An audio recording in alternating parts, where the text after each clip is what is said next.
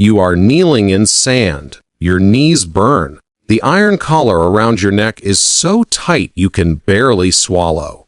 The chain connects you to 11 other women. You can hear them breathing, some weeping, one praying in a language you do not know. A man's shadow blocks the sun. Relief from the heat for half a second. Then hands grab your jaw, force your mouth open. Fingers press against your teeth, your gums, the back of your throat. You gag. He does not stop. He checks your tongue for sickness, inspects your eyes, pulls down your lip like you are a horse at auction, because that is exactly what you are now. 12 days ago, you were the daughter of a village chief in the Sahel. 12 days ago, you had a mother who called your name each morning. She is dead now. You watched it happen, and you kept walking because the men with swords made it clear. Stop moving, join her. In Arabic, they have a word for what you have become. Jaria. It means slave girl. But that translation is too clean, too gentle. It hides what the word truly means. What it truly means is your body is a commodity now. Your future is whatever a buyer chooses to do with it. Your past is gone. The man inspecting you steps back, nods to another man holding a leather pouch. Coins change hands. You have just been sold for the 3rd time this month. And the place they are taking you, historians would spend centuries trying to pretend it never was. This is the Arab slave trade, 14 million Africans. Over 1,300 years. A system so effective at wiping out human beings that almost no descendants survive to tell the tale. If this history matters to you, drop a like and subscribe.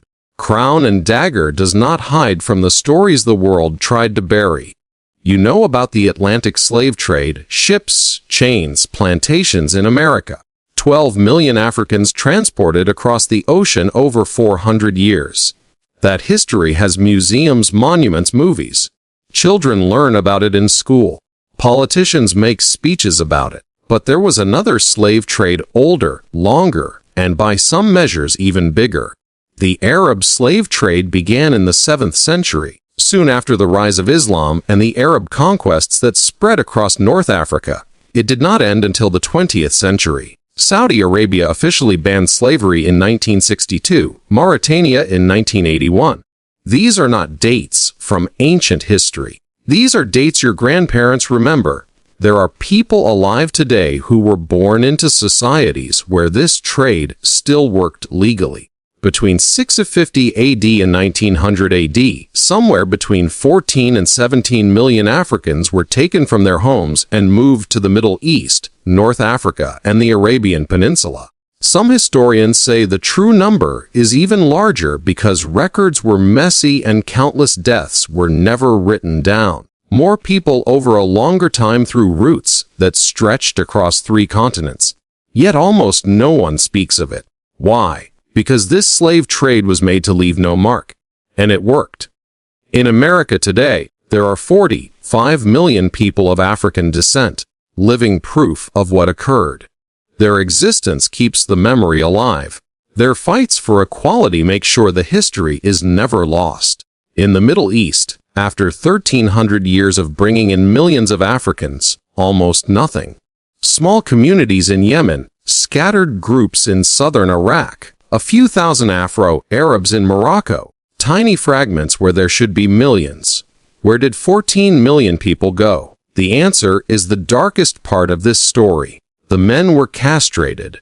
This is not a guess. This is written across hundreds of original sources spanning many centuries. Arab slave traders methodically castrated African males at rates between 80 and 90%. The act was done at specific spots along the trade routes. Egyptian monasteries became famous for it. Coptic Christian monks created methods that somewhat improved survival rates. Somewhat. For every man who lived through castration, somewhere between 3 and 5 died from blood loss, infection, or shock. Some sources say even more died. Think about that math. If a trader needed 100 living eunuchs to sell at market, he might start with 400 or 500 men. The rest died screaming in the sand. The economics were cruel but logical. Castrated slaves could not have children, could not make families, could not build communities that might grow strong enough to fight back, could not leave descendants who might one day ask for freedom. They worked, they grew old, they died, and they were replaced with fresh captives from the next raid. Generation after generation for 1,300 years. But the women served a different purpose completely. They were kept whole, kept able to bear children, kept specifically because of what their bodies could produce. And what happened to them is a story that historical records tell only in careful, polite terms, in silences between words, in details that writers of the time thought too crude to describe clearly. The machine needed constant feeding. Arab merchants were not raiders themselves. They were businessmen running advanced commercial networks that reached across continents. They did not attack villages personally. Instead, they built economic systems that encouraged Africans to capture and sell each other. Guns flowed into the continent. European firearms traded through Arab middlemen. Textiles, luxury goods, salt, which was precious in sub-Saharan regions. And in exchange for these goods, human beings. The kingdom of Dahomey in what is now Benin became one of the major suppliers. The kingdom's economy grew reliant on yearly slave raids against neighboring peoples. The Sultanate of Zanzibar controlled the East African trade routes. The Fungus Sultanate of Sudan dominated the Nile corridor. Various Tuareg groups controlled trans-Saharan routes. African kingdoms fought wars on their neighbors, not for land, but for human merchandise. Captured survivors were marched to collection points and sold to Arab traders. The cycle fed itself without end. More guns meant more successful raids. More raids meant more captives. More captives meant more power to buy. More power to buy meant more guns. A machine that fed on human suffering and grew stronger with every life it consumed. Villages were attacked at dawn when resistance was lowest. Warriors surrounded settlements while people slept. The attack was sudden and total. Men who fought were killed at once. Men who gave up were judged on the spot. Age, health, strength. Young, strong men were separated for castration and sale. Older men with no market value were often killed where they stood. But the women faced different judgments entirely. Traders looked them over with specific ideas in mind. Age mattered greatly. Girls too young would need years of feeding before becoming useful. Women too old had less value.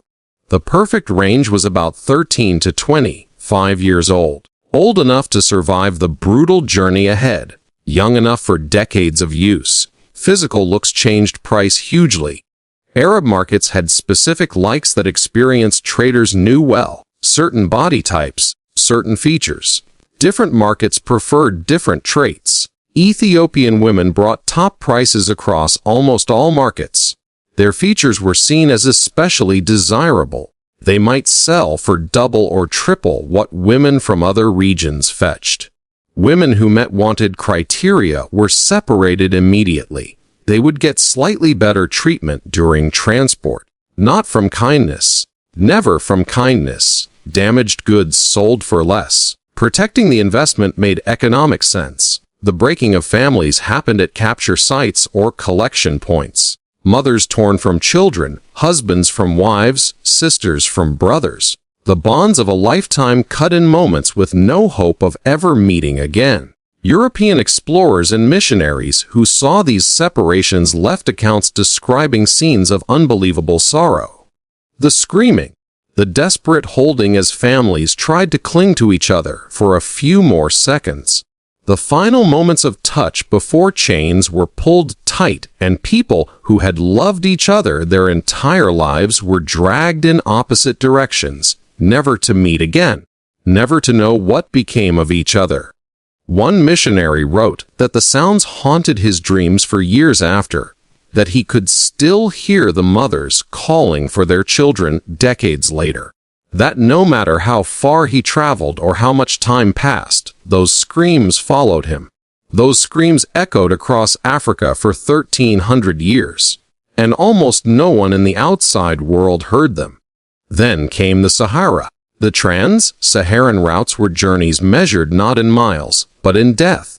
Picture the distance from New York to Denver. Now imagine walking it in chains with almost no water under a sun that kills. From collection points in sub-Saharan Africa to the great markets of North Africa, Tripoli, Tunis, Cairo, Marrakech. Caravans traveled distances over 7,500 miles. Some routes stretched beyond 2,000 miles. The journey took 2 to 3 months under the best conditions. Conditions were never the best. The Sahara is the largest hot desert on Earth. Daytime temperatures regularly go over 120 degrees Fahrenheit. The sand gets so hot it blisters skin on contact. Shade does not exist for hundreds of miles. Then night falls and the temperature drops fast. The same desert that burns you during the day can fall below freezing after dark. The temperature change alone killed countless people. Water was the most precious resource, and it was shared with brutal calculation. Camels needed water to live. Camels were costly. Camels were essential for carrying goods. Slaves were cheaper than camels. Slaves could be replaced, so slaves received whatever water was left after the animals drank. Lips cracking until they bled, tongues swelling. The maddening knowledge that there was nothing to drink and hundreds of miles of burning sand still ahead. Food was little. Dried dates, sometimes meat, enough calories to keep legs moving. Never enough to keep health over months of walking. The death rates were catastrophic. Historians think that 20 to 30% of slaves died during Saharan crossings. Some caravans lost half their human cargo. There are stories of caravans arriving with over 60% losses. Those who fell were left where they dropped. Stopping to bury bodies would slow the caravan. Stopping to help the dying might mean losing the living. The economics did not allow for compassion. People were abandoned alive, too weak to walk further, left sitting in the sand as the caravan moved on, waiting to die. So the routes became marked by bones. Heinrich Barth, a German explorer who crossed the Sahara in the 1850s, wrote what he saw. The road was literally covered with human skeletons. In some valleys, the bones were so many that one could hardly avoid stepping on them. Skulls bleached white by the sun, rib cages half buried in drifting sand. These were not ancient remains. They were recent, fresh additions to trails that had been collecting bodies for over 1,000 years. René Caillier documented similar horrors on Western routes. He described valleys that looked white from a distance, not from sand but from piled bones. Gustav Nachtigall wrote of passing through areas where skulls and bones gave the sand an almost pavement, like feel underfoot. Hundreds of thousands of people, perhaps millions over 13 centuries. Their remains scattered across the world's largest desert, marking the paths that swallowed them. Silent witness to a trade the world chose to ignore. For the women who lived, who somehow endured the heat and cold and thirst and starvation, arrival at a North African port meant only that the immediate dying had stopped. But survival came at a price. Many arrived broken in ways that did not show on the surface. Their bodies had made the journey. Their spirits had not. Their ordeal was not over. It was changing into something else. The slave markets of the Arab world were ancient places refined over centuries into operations of terrifying efficiency. Cairo's market had worked continuously for over 1,000 years by the time European observers began writing about it. Generation after generation of traders had perfected the practices, the pricing, the methods of evaluation. Buyers came from across the Islamic world and beyond. Ottoman nobles from Constantinople, Persian merchants from Isfahan, wealthy Arabs from Damascus and Baghdad, traders from the Gulf states looking for domestic servants, even European buyers, despite official bans, found ways to take part. The markets were sorted by category. Common laborers in one section, skilled workers in another, domestic servants in a third, and behind screens in the most private areas, the women meant for private sale. The inspection process was orderly and complete. Teeth first. Dental health showed age and condition. Experienced buyers could guess remaining years of useful life from teeth alone. Then skin checked for disease, scars, flaws. Hair checked for texture and length. Then the rest. Buyers paying top prices demanded full evaluation. The inspections were intimate, invasive, done with the coldness a butcher might show when judging livestock. European travelers left accounts so graphic their publishers often cut them. One British observer in the 1830s wrote, "The women are made to walk, to turn, to show themselves in ways that cannot be described in polite company. The buyers look them over as a horseman looks at a mare with identical cold calculation and complete lack of human feeling. Prices changed based on origin, appearance, and planned use. Common women sold for modest amounts. Women with desirable features brought much more. Young virgins from preferred backgrounds could sell for the equal of several years' wages. The highest prices were paid privately by agents working for the richest households. Zanzibar became the biggest slave market in the Indian Ocean world. At its peak, 50,000 slaves passed through each year. The island's whole economy turned around human merchandise. David Livingstone saw the trade himself. His accounts helped stir British abolition efforts. What he saw changed him forever. He wrote, "To overstate its evils is simply impossible. The subject does not allow exaggeration. The sights I have seen are so disgusting that I always try to drive them from memory." The market worked openly until 1873 when British pressure finally forced it to close. The Sultan signed a treaty. The auctions officially ended, but the trade continued underground for decades after. Ships sailed at night. Deals happened in hidden places. The demand was too strong, the profits too large. Where there is demand, supply finds a way. Where did these women go after they were sold?